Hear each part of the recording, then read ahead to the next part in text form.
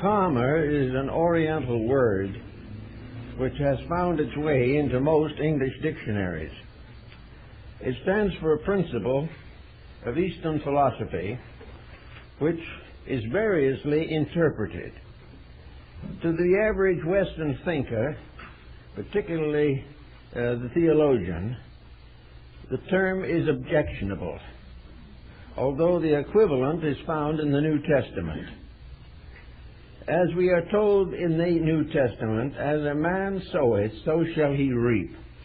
And this is very largely the traditional explanation or interpretation of the word karma. It also is found in the Buddhist scriptures, where Buddha says, effects follow their causes, as the wheels of the cart follow the foot of the oxen. Therefore, we are dealing with cause and effect. We are not dealing with punishment per se.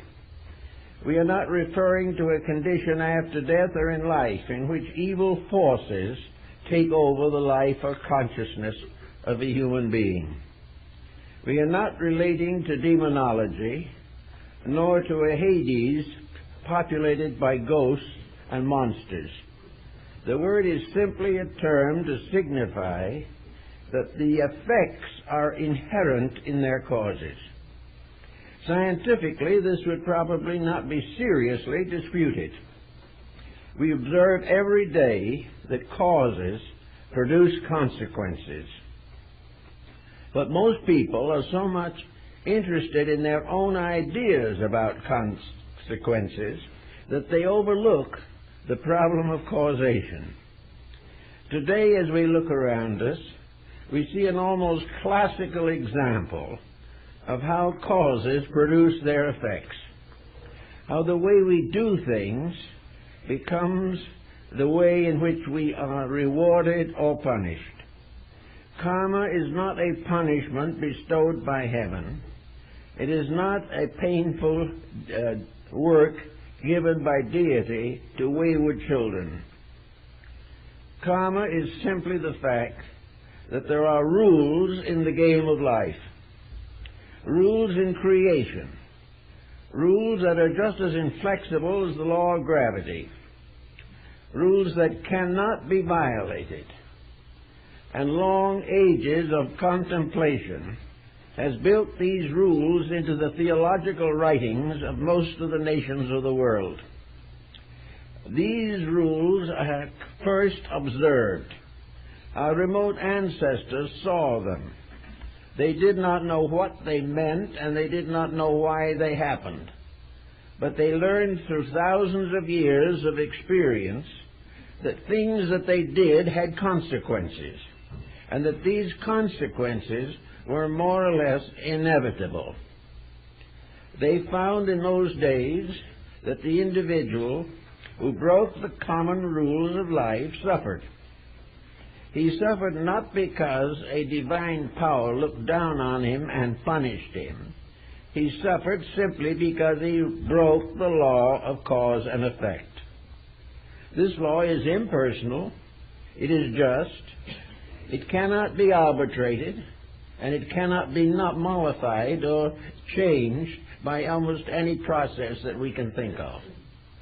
Actually, therefore, we live in a world in which we have to be thoughtful of what we do if we wish to enjoy the maximum benefits of existence. The purpose of knowledge, finally, is to discover what we can do that does not result in trouble. Ignorance, consequently, is the condition of being unaware that what we do has consequences. Now, we are mostly willing to accept certain visible forms of consequences. We know that if we eat the wrong foods, we will have dyspepsia. We know that if we become bound to drugs or narcotics or alcohol, we will pay for this indiscretion. We know that we are capable of improving our living or destroying ourselves. according to our understanding and application of the principles of cause and effect. So the philosophy has as its primary purpose an effort to demonstrate clearly for the benefit of all concerned that you cannot make a mistake without getting into some kind of trouble. Now, we can say that people do not know when they make a mistake. In certain cases, this is true. But in the majority of instances, the mistake is intentional. It is intentional because the individual is more interested in getting something that he wants or avoiding something he should face than he is in thinking about the law of cause and effect. He thinks that evasion is possible, which it is not. He thinks that he can overlook rules in nature and that nature will overlook these mistakes. It will not happen this way because practically every mistake that can be made has consequences which are unfavorable. Now, of course, we can't all be perfect in everything. We will all be subject to the mistakes for a long time to come. But one of the commonest things that we might be able to do would be to build a pattern of the more common, simple, and obvious mistakes and how to avoid them. We should be teaching children certain rules to avoid mistakes on the consequential theory that these rules must be followed or trouble will follow. So karma becomes in our personal living as a force to take the place of the purgatories of ancient theologies. Instead of the individual going to some mysterious place after death where he will be boiled in oil, he can escape this very morbid and melancholy fact by realizing that the effects of causes are worked out on the same plane where the causation occurs.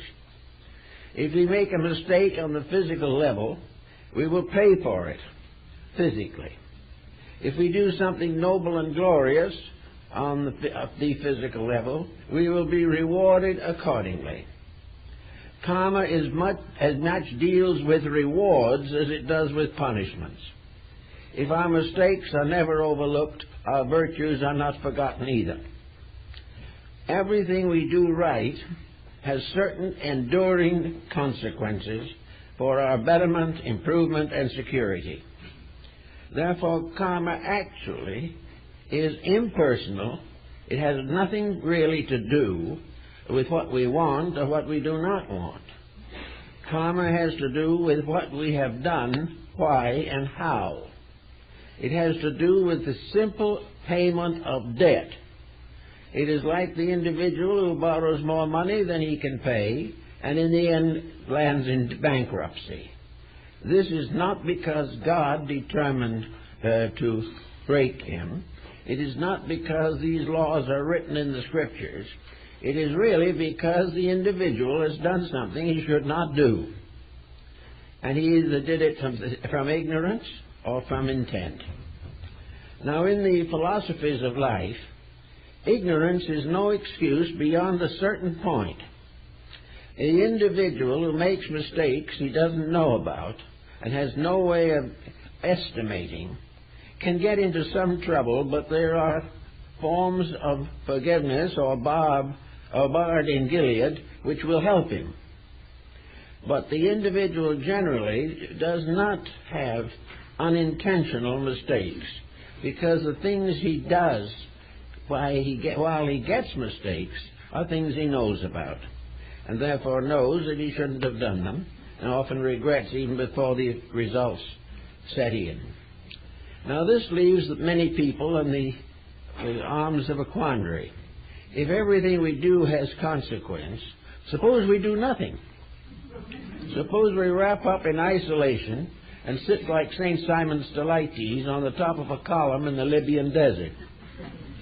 We don't speak to anyone. We don't do anything. We live as nearly helplessly as possible. Ask no one for anything and tell no one anything. Would this settle karma? Yes, it would. But what is the karma of taking that attitude? The individual who sits alone long enough is paying karma right at that moment. He has given up making one kind of a mistake, has made another, and is sitting alone in the desert trying to understand the new mistake that he has just made. To do nothing, therefore, is not a solution. The only proper solution is to try, through study, thought, and experience, to do those things which are useful. From the moment of birth on, the individual is subjected to factors and factions with which he must contend. He must adjust to a world which perhaps he does not fully appreciate or does not wish to tolerate. But actually, he is here for a purpose. We are all here for one purpose primarily, and that is to grow. No matter what we think of it, this world is a schoolhouse. And in this schoolhouse, we are here to learn lessons. And the two factors that are important in our education is the education itself correct, and have we the courage and to follow it if it is. Young people should understand that law, cause and effect, or karma, is not theological. It really has nothing to do with the religious beliefs of people. It has appeared in almost every religion because it is a dominant factor in ethics. But law of cause and effect is not part of theology. It is just as much part of science, or philosophy, or ethics, or art, or literature. It is part of a complete pattern of life. It rules the businessman and it rules the poet. It governs the doctor and the bishop. These rules are all applicable to every walk of life, but they are definitely based upon a simple concept. You cannot do anything without causing a consequence of some kind. Now, of course, the knack of it, we might say, is to keep on doing those things the consequences of which are enjoyable. Karma, therefore, is not merely an instrument of punishment. Karma gives us just as many rewards as it seems to give us penalties. But both the rewards and penalties are due to ourselves. We are the maker of karma and destiny in our own personal lives. There is no way of blaming this upon some vast universal mystery. Actually, of course, cause and effect is recognized in most sciences. It is recognized in law and medicine. It is recognized in ethics and most of the philosophical systems of the world.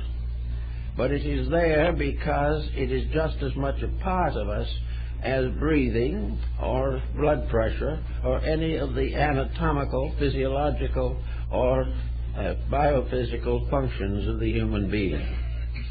So having settled in our own minds one simple point, that what we do is the basis of what we are, and what we are doing now is the basis of what we will be in times to come, we then come upon another attitude that has arisen, which is more theologized, and that is what we are doing now may have a relationship to the past.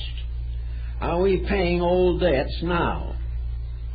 This is a serious matter, because there has been some discontent and disparagement of this concept. Actually, however, the individual comes into this life with his past inside of him. It is part of his consciousness. It is part of his experience. Therefore, in most instances, the individual sets his past to work again in this life. When he grows up selfish, he might have brought the selfishness with him because it was part of the fact that he had not outgrown it. But that selfishness expressing in this life will cause the troubles which start the reactions of cause and effect. Therefore, it is the weakness in ourselves that perpetuates the unfinished business of human evolution. Until this is fully understood, we cannot control the situation. But if we do not wish to be burdened by past karma, we must make sure that we have paid the bill when the mistake was made. If we haven't, then we have unfinished business.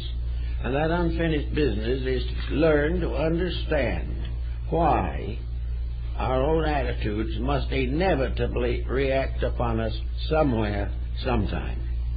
There's no way of escaping them, but there is a way in the sense of transmuting them. So there is an alchemy also in karma. There is something about it that is very much like a remedial course in healing. The physical person, through wrong diet, through wrong exercise, through dissipation, gets sick, and the body becomes the instrument of the karma. The body is suffering for the mistakes of that which lives in the body. Now, if this can go on indefinitely, the individual can say, this is fate, it is inevitable that I shall have heart attacks, or that the kidneys will give out. And the individual can just go along until he dies of his complaints. Or he may decide that life is still worth living and that he'd better do something about his mistakes. If, therefore, he sets to work to correct the mistakes that are destroying him, the mistakes he has corrected cannot destroy him, because they have ceased to exist. Therefore, most karma ceases to function when the reason for it is exhausted. If the person has learned the lesson, he does not face it twice. If he has done what he should have done anywhere along the line and had faced it, the issue would be dead. But as a matter of fact, very few people, as you will know if you look around, really face into their own mistakes. The first thing they try to do is to blame the mistake on something else. At the moment, our greatest scapegoat for mistake is either politics or economics. We blame these for all of our troubles. Well, the only reason why we have these troubles is because they are part of our acceptances in life. The individual does not want to make bad karma, but he wants to make the last dime he can on any job that he has. He does not really prevent the ulterior motives which begin to produce karma. An ulterior motive is a magnificent cause for karma, and it will move in with all intensity, not because it doesn't like us, not because God is mad at us, not because the devil wants to claim us as his own, but simply because we have failed to correct a common mistake which our own conscience and character should have told us about. Therefore, conscience is something inside the individual that is forever warning against mistakes, warning against compromises of one kind or another. Now, conscience, of course, functions best in a convivial attitude. The individual's conscience works best in a society in which consciousness is strong. Whereas now, where consciousness is not very strong, conscience does not work very well. The individual has to stand against the mistakes by a personal action of his own will. Now, when we get all mixed up in this kind of an involved economic structure as we are today, it seems almost inevitable that individuals will develop wrong attitudes toward life. They will become desperate, they will become frightened, they will develop hates, there will be terrorism, massacre, civil war, mutiny, and everything you can think of. But these things are not due to the punishments of heaven. They are due to the unfinished business of our own. They are due to the fact that we have not set up in ourselves the cures for the ailments that are closing in on us. We are not making the basic changes that would result in a new level of effects. We are keeping on the old causes, hoping to force or bluff or fight our way through. We are here doing exactly what has made the mistakes of the past, and we are doing it with the desperate determination to get by in a happy way while doing the things that must make us unhappy. So this type of thing comes into karma. Now, the other side of the coin is also worth remembering, that there is not anything that happens in life that is good that is lost. The idea that deity has a book and writes all these good deeds in the book and adds it up for our advantage is not quite correct, but it's a good symbolism, but that's all. The book is in ourselves. The things we have done right become the basis of the growth and development and liberation of the human soul. The individual who has done what is right may have limitations, may have some suffering, because it is not possible to do what is right in a society that does not recognize right. But the individual is a passing motion in this society. He is born, he suffers, and he dies. But his character is his own and goes with him to eternity. Therefore, he may have to sacrifice some advantages here in order to ensure that he will be in better condition in the course of the future. This is why we look forward to a new age. A new age is one in which the entities of a previous generation who are supposed to have learned something begin to come back into incarnation. And coming back, bring with them the new growth they have made, the new understanding they have achieved, and the new longings for a better way of life. And each individual returning with a little more integrity brings about a civilization with greater integrity. It all adds up to progress. Now, in daily contact, we have another peculiar habit, and I notice this a great deal from people who come to me for one reason or another. Mistakes which cause suffering. The suffering is keenly remembered, but things that go well are not noted. The individual seems to take it for granted that his rewards should always be good and therefore nothing unusual. But the rewards that are not good are painful, and these are very unusual. So the person has a tendency to overlook his blessings in favor of his misfortunes. I have talked to many people who have outlined at great length all the miseries they've gone through. But after some conditioning, we discover they had some pretty good things happen to them, which they did not even remember. Once the mind settles on misery, it is hard to move it. It wants to continue negative thinking. This caters to another problem in human nature, and that is self-pity. And if there is a creation that is sorry for itself, it is humanity. It's been sorry for itself from the first day. Therefore, the desire to be sorry for oneself sort of has a dignity about it. It has a maturity about it. The sufferer feels superior. He has had a greater and more dismal existence. He is subject to martyrdoms that have made him very important in his own sight. But he has not learned the important lesson of all, and that is that he must understand cause and effect. He must realize that the causes of the things that make him miserable are in himself, not in society. And the causes of the nice things, which you will not admit, these causes are also in himself and pass unnoticed. So it is very important for people to realize that karma, or consequence, is not merely punishment. It is the individual achieving that which he deserves. And the more constructive his deserving may become, the greater his good cause and effect will function. So we think very definitely of the importance of building positive patterns of conduct. That we are not here to estimate the punishments that we are going to receive. We're here rather to so live that these punishments fade out. On the basis of the problems we are confronted with in society today, we can look at the world as it is. We can look at the different attitudes that ruled conduct. And I think most people will realize that the world at this time is not governed by the best possible attitudes. It is governed by selfishness. It is governed by ambitions that are false or excessive.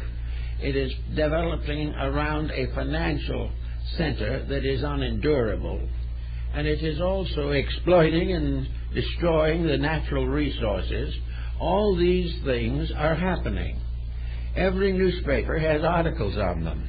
Every individual knows something about these matters, but he continues to ignore them, either believing there is nothing he can do about them, or that he is too busy doing other things that he prefers to do. But the great working of karma, which sometimes brings a human being to the edge of chaos, is bringing the collective humanity, of which we are a part, also to the brink of chaos.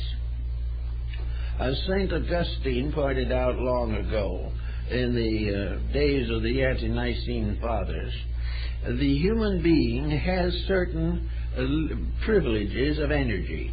There are things he can do and things he cannot do. One of the things he can do is improve himself. One of the things he cannot do successfully is to dominate other people. The moment he begins to dominate other people, he creates a reaction.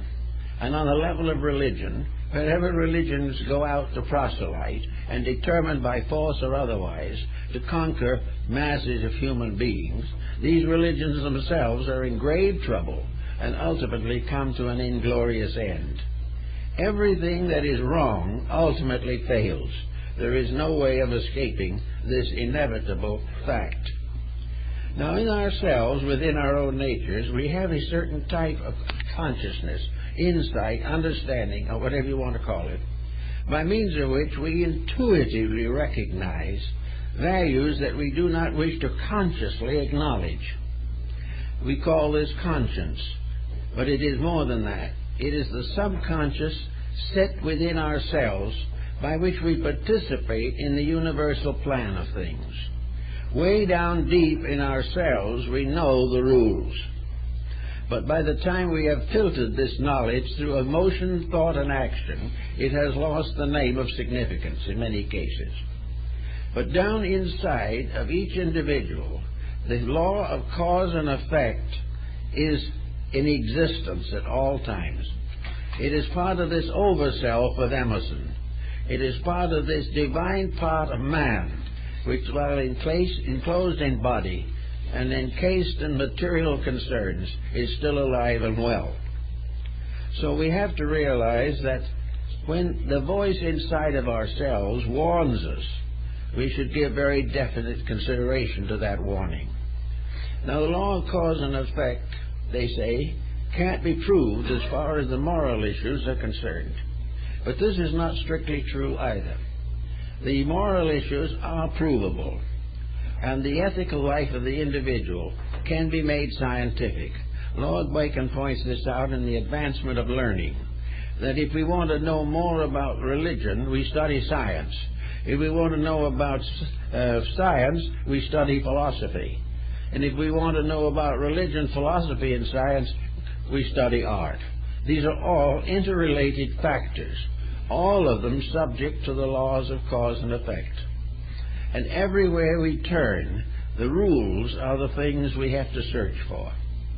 For if we do not have the rules and the courage to abide them, our lives will be a series of conflicts and contradictions, with karma manifesting principally as discomfort. There's no reason why this has to be true, however, if we are able to handle the situations that we create.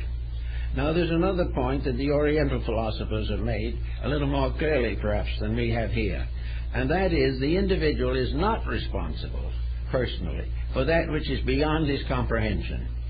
That which he does not know and cannot find out, he is not responsible for. He is only responsible for the gamut of his attained ethics. He has to live within the range of what he knows is right and what he knows is wrong. And the karma that we suffer from results from that which we know and do not assume and accept. We cannot be held responsible for conditions that are completely beyond our consciousness or beyond our control. But we are responsible for everything that is within the familiar pattern of the known. Now, what are the patterns of the known for the most part? For the individuals themselves. It's his daily life, it's his conduct, it is his growing up. The rules also involve his education, his schooling, his trade, his art, his profession, or whatever he selects as a livelihood. Going a little further, it comes into his emotional life. He becomes a person with a responsibility for a family. Both men and women, therefore, share this responsibility equally. They know what it means, and if they do not know, it is because they have deliberately ignored it. Because anyone who wishes to know the facts about common occurrences can find them if he wants to. So he comes into a family life, and together, the husband and wife accept the responsibilities of cause and effect as these apply to the family. The neglect of these laws in family relationships can be very serious. For instance, in a family, if one of the parents at least becomes completely selfish, indifferent of the rest of the family, and goes out in search of fame or fortune, then that is creating bad karma for that person, a karma which they must ultimately face. The result of this karma is a detriment to the society, and under those conditions, karma appears as punishment. But it is also to be remembered that this detriment to the others may draw out of them a greater good than they would otherwise have ever known. They may rise above this loss, this failure of one member, and become very strong and brilliant and wonderful people. Therefore, that which is a punishment for one may be in turn an ultimate benefit for someone else. But the fact that the others benefit in no way reduces the karma of the person who neglects. These things fit together in very intricate patterns. Then they go out into life. There are all the things the person wants to be and to do and to have. He builds a career. Now the women are going out and building careers also. And the world of careers is becoming tremendously important. Now, career generally means that the person becomes a better person, better equipped to face life, and better able to achieve the integrities of independence. But for most part, that is not the way it is used. This advancement is not controlled by any ethical or moral motivation. The individual wants greatest liberty to do exactly what he wants to do. And if what he wants to do is against the rules of karma, he's in trouble. And most of the time it is. The individual who is a wastrel, the individual who is extravagant and dissipated, the individual who allows his morality to collapse because of wealth. This is all karma causing. And the karma is going to be far more difficult to overcome than the financial ascension to which the person has made an adjustment. Therefore, we have all the way along interlocking one man's karma of reward and another man's punishment. But it all works from the integrity center within the person themselves. And this integrity center must not be violated. Now, knowledge, as we know it today, claims all kinds of purposes and motivations. But the essential reason for knowledge, the real basis of our desire to know, is that we must learn to know what is right and wrong for ourselves. We must discover the truth, the life, the pattern which is possible for us to fulfill without danger or pain or suffering. We may have certain limitations, but the limitations in turn may also be liberations, depending on how we look at them. Now, at the end of a certain length of time, the human being begins to drift into what we might term retirement. He's getting to the end of most of the adventures of living. He has gone as far as he can industrially and economically and so forth and so forth. And he is now coming to the time when he must review and regulate his own life. Now, one of the unfortunate aspects of karma, if we wish to call it such, is neurosis. Neurosis is not an individual who is really in great trouble. Neurosis is an individual who has misinterpreted, misunderstood, and misused the advantages of living. He has accepted everything as punishment that was in any way an interference with his personal pleasure. So the law tells us, for one thing, that pleasure is good. We should all have it. But it is not the primary purpose for existence. We are not created primarily simply to have fun. On the other hand, good karma coming can be very amusing, very entertaining, and very refreshing. But it has to be earned. The older person settling down begins to wonder what he was here for in the first place. He does not understand, he does not know, he does not realize. He lives in a world which to him is a mystery, and he has learned very little about life except that he is gradually departing from most of the attitudes that he held firmly in earlier years. So this all adds up to the fact that if the human being was here forever, and if the gift of immortality was generally available, we might have a different attitude toward life. But life is really a day in school. It is part of a long program of education. And the most important thing for each individual in this school is to graduate with honors. Now, when you leave school, you can graduate with honors only if you're a good student. You can also graduate without honors if you're a good athlete and support the finances of the institution. Now, on this basis, we have quite a number of athletes, not necessarily who play games or sports, but who are graduating from school on the basis of something they've done for the school rather than something they've learned from it. So this problem is that when you graduate, you need to graduate with a passing mark or a high mark. But this does not mean that your education is complete. It is complete only when it advances you to the purpose for which you have devoted your educational career. Most of all, it is an education that enables you to estimate yourself, estimate what your abilities are, what your dynamic interests are, and not leave you in the general degree that you graduate without any purpose for education. Education can be a luxury, it can be a fad or a fancy, but it is only useful if the individual uses it to understand the operation of cause and effect in his own life. Therefore, he should have a course on karma in every grade, and he should learn how to graduate from that course cum laude instead of at the bottom of the class. The problem of karma, then, it means that we are here to find out more about what we can do and what we can't do. It is too late to find out what we can't do on our deathbeds. This is not what was intended. We should be learning something every single day. And we should poke into our own subconscious and find out what we can learn immediately that makes today better for us, or will affect us constructively in the comparatively near future. We must therefore begin to study on a life principle that we are expecting things to have a harvest like themselves, that whatever we do will be done to us. Whatever we learn we'll be able to use.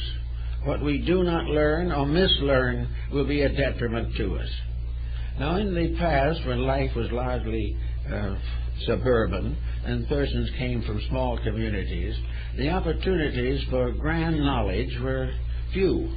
But today, in the various media available, we can see the whole pattern of world mistakes played out before our eyes. We can see different faults and failings all over the world and the consequences. We can understand terrorism. We can realize the narcotics addiction. We can recognize the causes of all these things because they're played out in front of us. We have never had so much available evidence in various ways. Now, it's possible, and quite true, that some of this evidence is wrong. There are definite mistakes in the spreading of news or the estimation of events. But for the most part, the facts themselves stand. And these facts, while they may be misinterpreted, are enough in themselves to remind us of the facts about ourselves, and to remind us that in studying our own facts, we also misinterpret them as generously as possible. We are not willing to accept them any more than nations and civilizations are willing to accept their mistakes.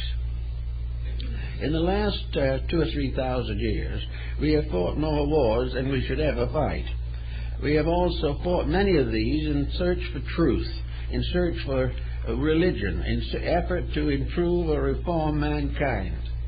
But we have left the earth with the bodies of the dead scattered about promiscuously. Actually, we should be able to just look back for a few years to see what we ought to be learning. This mysterious and inevitable consequence of action. That we should see how, one by one, the dictators fall. One by one, the criminals fall. One by one, the selfish fall. All these things are obvious to the thoughtful person.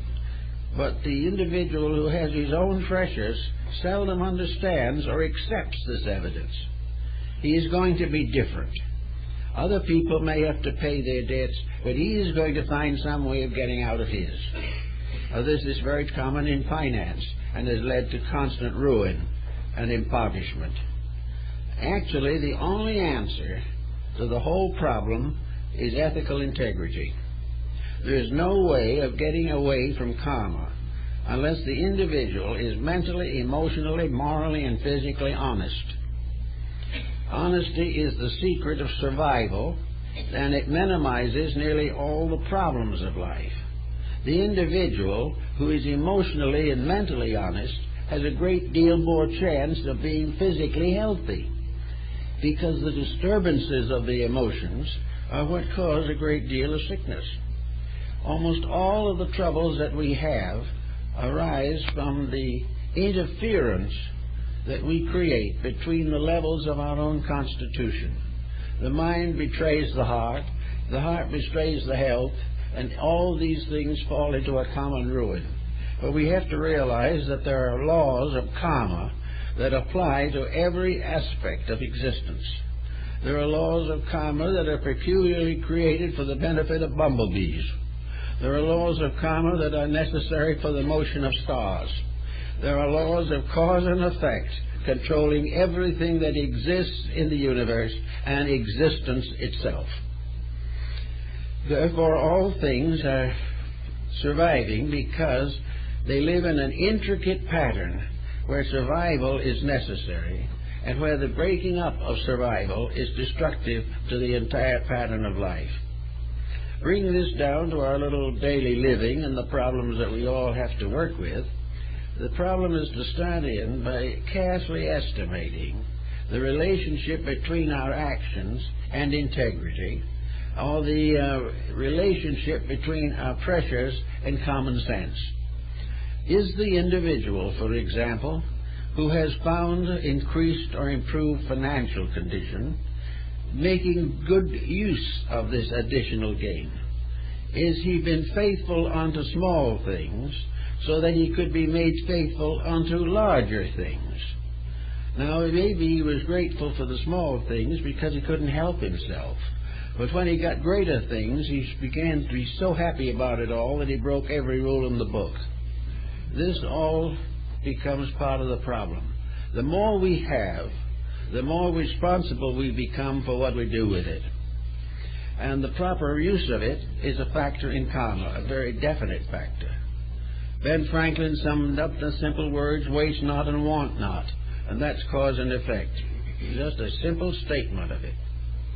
Every individual must use what he needs and has well, or else suffer from the karma of having abused them.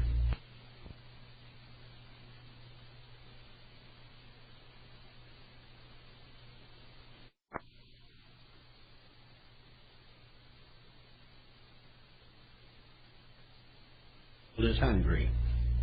All kinds of elevations of a state are blind and meaningless unless the elevation causes the individual to become a better servant of humanity. Wherever promotion results in increased finance and privilege and no responsibility, bad karma is not far away. All the way along, everything we do has to be estimated in terms of consequence. If we have children, we have to take the time to educate them. If we have the proper job, we must do it well. We cannot shoddy our work without ultimately causing karma. And if enough people shoddy their work, it is almost impossible for any of us to get a piece of work done honorably. This is not because the devil has been whispering in ears all the way along. It is simply because we are all setting the example to each other. And for the most part, the example at the moment is not good. So we have to begin this way, to really try to find out what is possible to us, so that we will not make these karmic decisions that hurt us. We should so live that as we drift through the years of life, that we have as much peace and harmony as possible, and continue to be as useful as possible. The perfect life is the useful life. The idea that success is to avoid or evade responsibility and labor is that these are fictitious ideas. Karma will punish the individual who believes that what he has should be kept in his own pocket as long as he lives. All these things represent misuses of things. And karma is the great pageantry of use and misuse. Now we look around a little bit and we find people who are doing very lovely things, very beautiful things, very wise things. Now this does not mean that these wiser people don't suffer a little. Everyone suffers in an unfinished universe. But it means that in compensation for a misfortune, there is such an internal enlightenment that the misfortune loses nearly all of its tragedy. The individual who does the best he can, really and honestly, when faced with a responsibility, is given unusual resources. Sometimes he prays for divine help, but the prayer is backed by his own integrity. And if those work together, the job is liable to become solved or the problem be met. So all these things relate so definitely to human conduct and personal integration that it seems that we should give this matter a great deal of careful thought and try to find ways in which we can cure this mysterious disease of indifference and lassitude with which most people seem to be suffering. We talk to folks every day, and we find more and more people are dissatisfied with the actions of their associates. The individual, even though he is not honest himself, objects to the dishonesty of others. He is looking for a better world, even though he is contributing nothing to produce it. So here we have about 5 billion, somewhere near 5 billion human beings living on a small ball in space. Now, this little assemblage, which looks very big to us, does not look very big from a constellation far off. It is because it's a little molehill on which we live. But here we are with lessons to learn. And these lessons are first-grade instruction in the ruling of the cosmos. If somewhere along the line, as some schools of philosophy believe, our evolution will ultimately result in our becoming part of a great evolutionary program that will come into existence in the future, that each one may have an executive place in the great unfoldment of the constellations and stars and elements. If this be true, and it may be, we can't say it won't be true, then this is part of our educational field. Here we are trying to solve a very simple problem, a problem that is not beyond our capacity. We want to live quietly and peacefully. We want to have enough to take care of ourselves respectably and with reasonable pleasantness. We want to get along with each other in amity.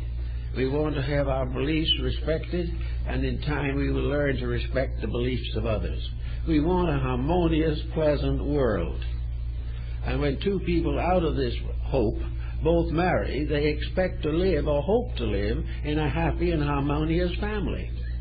They want the things to happen immediately which are the greater good for all concerned.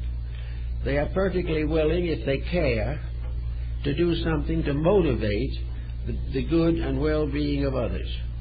Now, reforms nearly always start not with pure intellection, but very largely with emotion. Actually, we get further by the love of truth than we trying to understand it. The moment our affections are warm, kindly, and friendly, and we recognize the natural and inevitable tie between all living things, when this begins to sink into our consciousness, we find that love takes the place of law in many things. But love is a fulfillment of law and not an escape from it. If love is real, the law will not be broken. If love is unreal, the law will be broken. And if the law is broken, the love will fail. This is all part of a very big pattern.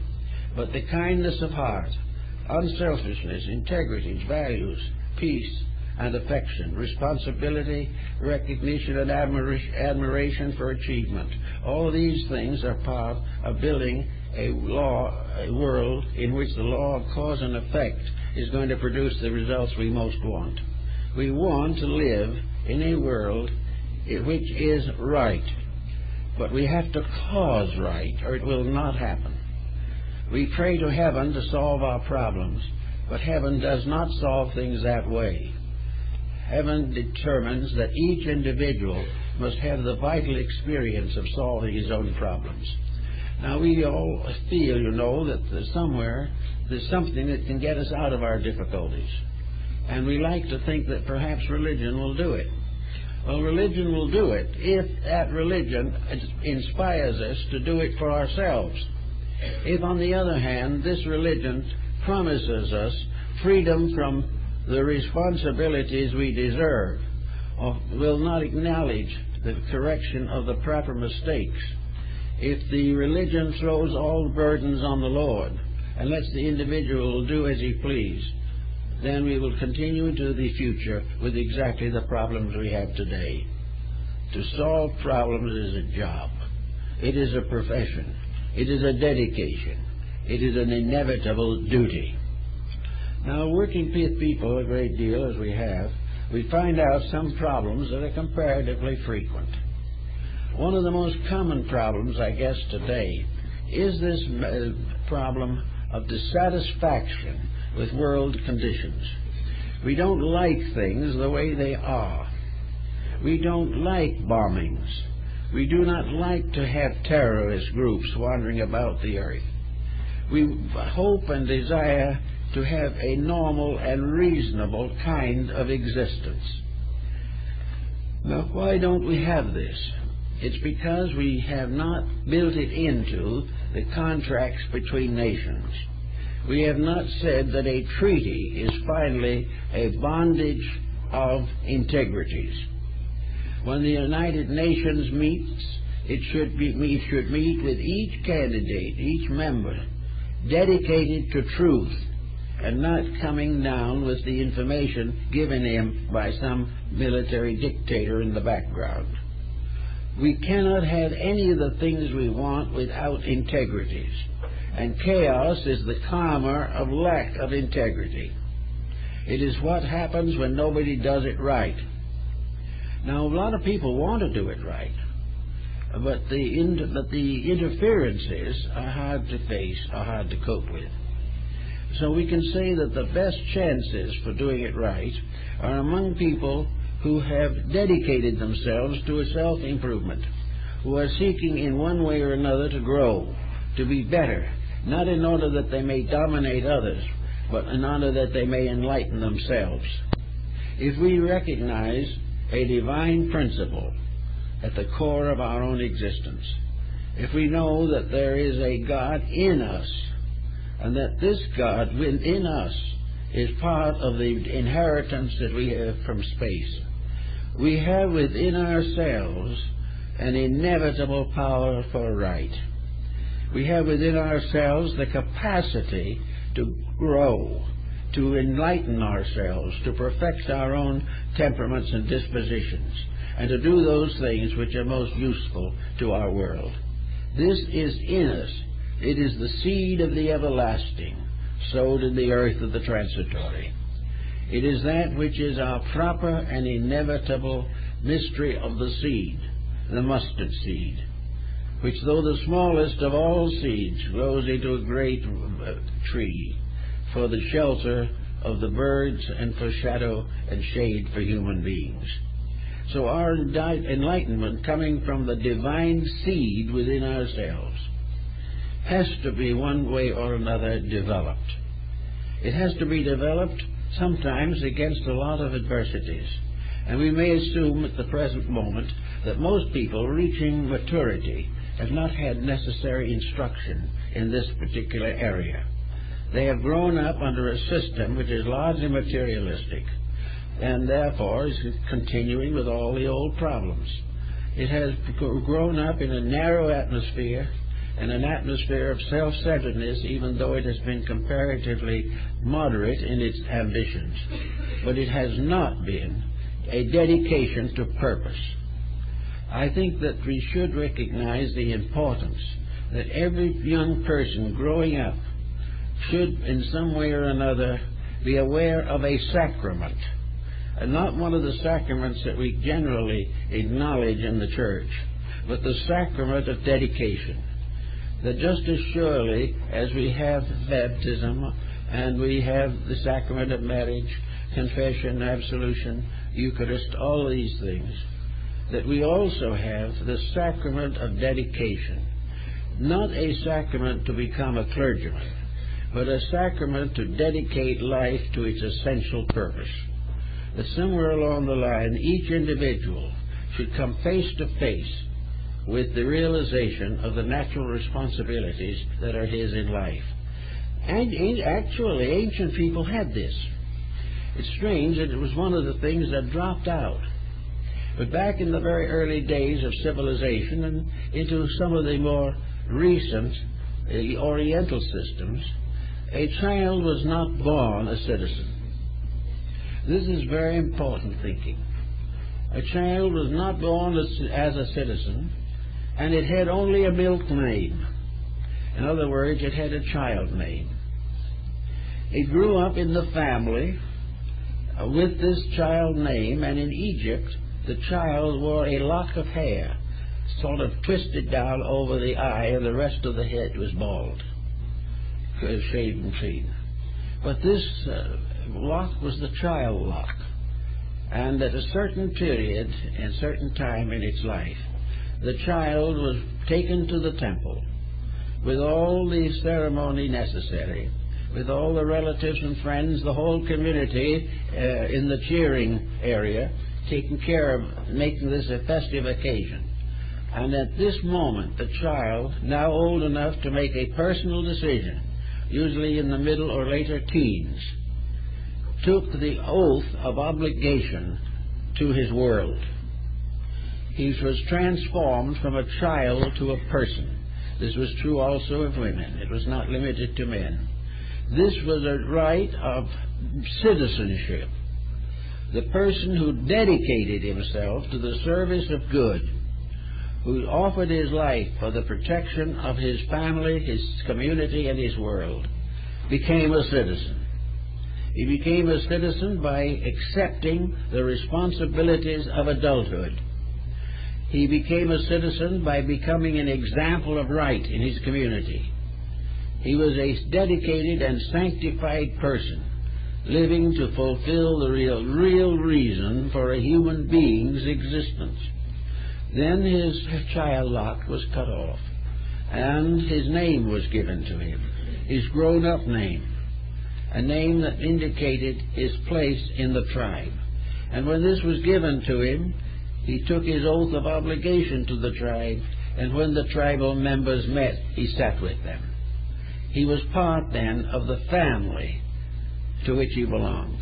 Not the just family of his own house, but the family of the clan, the tribe, the group of which he was a member. And for that group, he was dedicated to live to serve it and to die to save it if necessary. There was no longer any of this going off by yourself to make it rich or something of that nature. It was all part of a system, because without this consecration, antiquity could never have survived.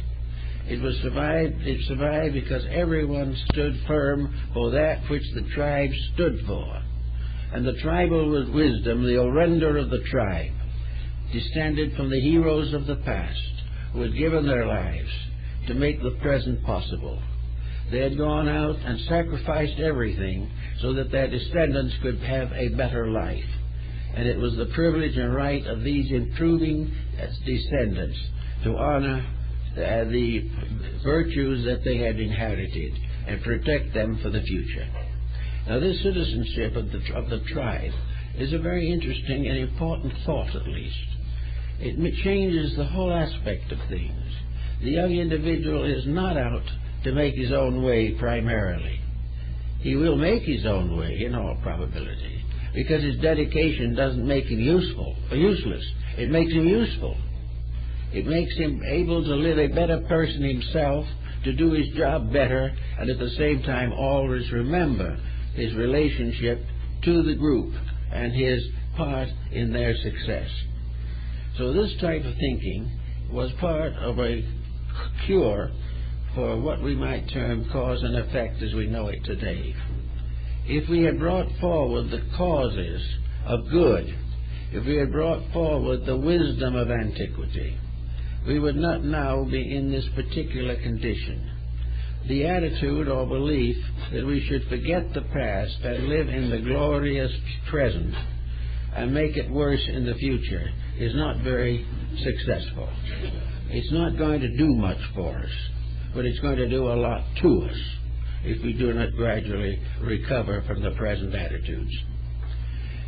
So when then comes the idea of what happens when you do it right. Well, when you do it right, you see gradually the good of the human being, the good of the neighbor, and the achievement of the human brotherhood, which has been the great teaching of religion since the dawn of time, becomes possible. We can be one family, not because we all agree with each other, but because all of us agree with principles under which we live. We believe in the right of the other person just as much as our own. We do not step on the liberties or values of other people, but we tread carefully upon their weaknesses and try to help to strengthen the life of the person. We are here as a family, and this family has collective karma just as well as it has individual karma. And the condition we see today is simply the inevitable outcome of long abused privileges, long wasted resources, and the continuing emphasis upon selfishness. Now, many people feel there's nothing left but to be selfish, and they hope that the end of their lives will release them from this wheel of Ixion upon which they have crucified themselves. This is not necessarily true, however, because the law of karma is also correlative with reincarnation or rebirth. And rebirth is simply the opportunity to complete unfinished business. And business is always unfinished until the individual attains enlightenment. Enlightenment is the final victory of the internal over the external aspects of life. It is the victory of God over the misuses which we have associated with religion, science, philosophy, and the arts. Actually, reincarnation is the next step in this tremendous road that we all have to follow. Reincarnation is another day in school. It is another opportunity to grow. And all we have accomplished today in this life are brought forward from previous existences. All these virtues and strengths become part of a new standard of education. The time must come, and is coming, when education must take on its final purpose, namely that education is necessary to fit the individual to become part of a great motion of life to which he belongs, a motion which leads through time and space to final identity with the cosmic integrity. It has to do with the fulfillment of all things. It has to do with the achievement of a purpose for life. That is one of the problems we have. We have more doctors we know what to do with. We have more attorneys than we need. We are now developing the largest following of computer operators that will be necessary in the next 2,000 years. By that time, there won't be any computers. All of these rather foolish things show how we will take time and energy and go through universities or take crash courses, all to get $2 an hour more on the paycheck, or to get a job or something of this nature. We will do much for physical security, but nothing for the integrities upon which life and physical security must ultimately depend. We must begin to realize that we have to grow, and growth is an acceptance of realities. We grow when we can take an event in our own lives, dissect it, and find what it means. We can do a certain amount of growing if we take a mistake which we have nursed for a long time, gradually learn to know why it is a mistake, and decide not to repeat it. We can use our own lives as handy textbooks and reference works about things we need to know. We have to do this type of thing, or else continue to drift along in the uncertainties which most people suffer from, and at some time these uncertainties catch up to them and make them pretty miserable. So the rich man who died takes nothing with him but what he has learned. And if he has devoted enough time to material investments and banking, he's not going to be much good in a different world where these do not exist, or even this world if he comes back when they are no longer practiced. We have to build enough of the now to protect ourselves in daily living, but we must also build in enough of tomorrow to serve us when tomorrow comes. We must do what is necessary to make this life useful, necessary, and helpful. But we must also be laying the foundations for future lives in which better values will become the basis of better living. In India and other parts of the Orient, the law of karma is just simply accepted so completely that no one really doubts it. It's not something you have to argue about or convert someone to. To the Oriental mind, it is the only reasonable answer. What else is there reasonable for the individual to work with? There is a possibility that he doesn't survive, and that there is nothing, that when he passes on, good and bad cease together, because he has ceased. Now, in a universe which gone through as much as this one has in the last 1,000,000 or 2 years, it seems rather foolish to announce that everything is ending in nothing. That all this great struggle should mean that each individual shall pass on, never know again what happened, and never have it again in himself. He simply ceases to exist. The materialists have tried to make this look attractive by suggesting that we leave behind us our memories, our achievements, and some kind of a memorial to our accomplishments. But if we do not even live to know that this has happened, there's very little real satisfaction in ceasing to exist, even if we are represented by a stone here on this planet. The next thing is, what about the future? Do we go to some abstract place, better or worse, where we must face the consequences of our actions, where if we are wrong, we are punished, if we are virtuous, we are punished also, unless we belong to the right group that gives us a certain survival. But we get there, and what is there? There is nothing but a vast ghost land of suffering and misery. Individuals punished for things they did not know enough to avoid. Millions who had not been very bad or very good, suffering together in some cruel limbo under the domination of an infernal power which should have never had a place in a God-given universe.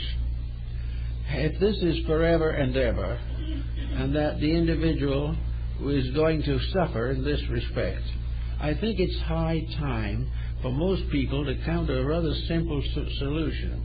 If this is true, we're not going to believe it anyway. We're going to refuse to accept eternal damnation for the transitory mistakes of modern human ignorance. We might need a chastising, someone just slap us on the wrist or something, but this idea of eternal damnation is certainly no longer acceptable to a conscious or intelligent human mind. We also have other possibilities, as through the joining with the right church or something, that we have a better opportunity over there, a better consideration. But the fact remains, the whole thing is frustration. The whole thing ends with the simple fact that the average individual leaves this world not bad enough to go to hell and not good enough to go to heaven. Under such circumstances, the answer is inevitable. The only thing to do is come back here and finish it. Nowhere out in space is there anyone that wants us. And it's now getting to the point where we don't want each other here. But the only answer is the idea that reincarnation is an opportunity for the individual to overcome his weaknesses, develop more strength of character, become a more positive and constructive factor in the plan of things, and go on until his enlightenment carries him beyond the phases of pain and sorrow which we know on this planet. We need to have this encouragement. We need to have the idea of what is going to happen. And in order to know what is going to happen, the law of karma and reincarnation have been linked together, because the reincarnation is the solution to the imperfection of human life, and karma is the pressure behind the individual to help him to outgrow his mistakes. The pressure of the discomforts of wrongdoing. These are the pressures that karma works with. There is nothing ugly, unpleasant, terrible, or tragic about the operations of karma. Karma is by nature kindness, because it is forever providing new opportunities for the completion of unfinished business. It helps us to be sure that in the due course of things we shall also develop the consciousness that is necessary to us. Now we may also ask, if this be the case, what about what happens? What are the laws of karma bringing about in the larger pattern of things? What is it that lies beyond, for which we are trying to perfect ourselves? Well, in the first place, the perfection of self is really simply a natural necessity. That we should unfold our potentials is part of potential itself.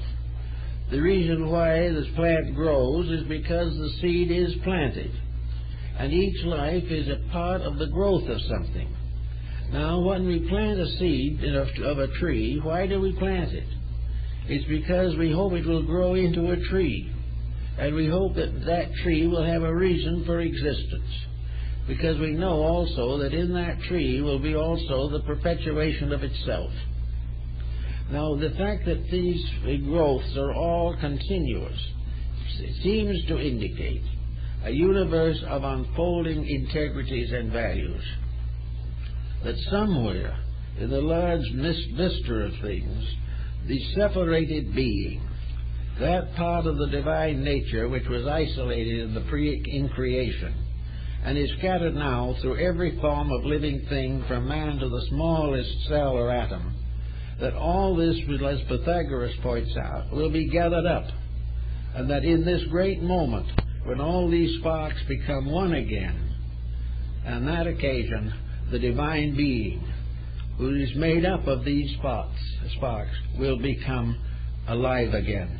We resurrect or save the divided energies of God, return them to their source, and the divine power is fulfilled, completed, and made perfect by the constant contribution of its parts. When all things gather together, God blazes forth in the certainty of itself. It blazes forth as the perfection of all things. The sparks return to the flame. And all that is not part of the sparks and not part of the worldliness is absorbed again into the essences from which these things came.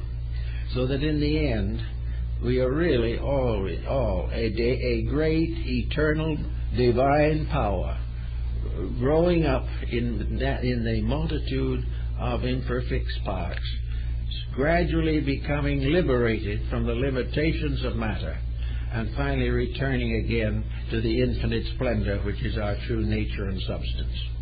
What we are going to feel, how we're going to think, or what we're going to do when we are again part of the infinite is rather beyond us at the present time. But we know that it is in the keeping of an eternal power, and that the end of all things is perfection. Nothing is lost. There is nothing that can exist that isn't part of this growing thing that must ultimately become perfect in its own right. Consequently, we are all working in a sense, maybe, to rescue the separated parts of the eternal and bringing them together, returning the infinite diversity once more to complete an eternal unity. That we are working all the time for the salvation of the one life that exists in this world. For the universe itself is suspended from one life, and this one life is clothed in the universe. And the perfection of this one life, through the perfection of its parts, is the absolute and abstract resurrection. It is the final release of eternal life from the limitations of form. But this life, being thus released, brings with it something that it could never have had it not divided into its parts, had these parts gradually grow up and become part of itself. But when they become part of itself, then these parts in their own right will know what makes eternity itself, what creates the final and ultimate. And when it's returned to the infinite, it shares the wisdom, the love, the hope, and the eternity of the great power from which it came. In other words, the return to God is a perfection through effort, a return of the part of the spark to the flame, and that is not a dead loss, a dead silence, a dead deepness somewhere, but that in some mysterious way, when we reach that ultimate union, we will discover that we are in the presence of a created divine power which functions on one principle alone, and that is love. All hates, fears, doubts, beliefs must finally be absorbed in love. For love is that which fashions all things. The lack of that love has given us our present disasters, and we must finally find our way back again to union with that power which is infinite love, and in so doing share in that love, and war and sorrow and strife will be no longer in us, and we will be part of that eternity for which we were created and to which we must continually aspire. Thank you very much.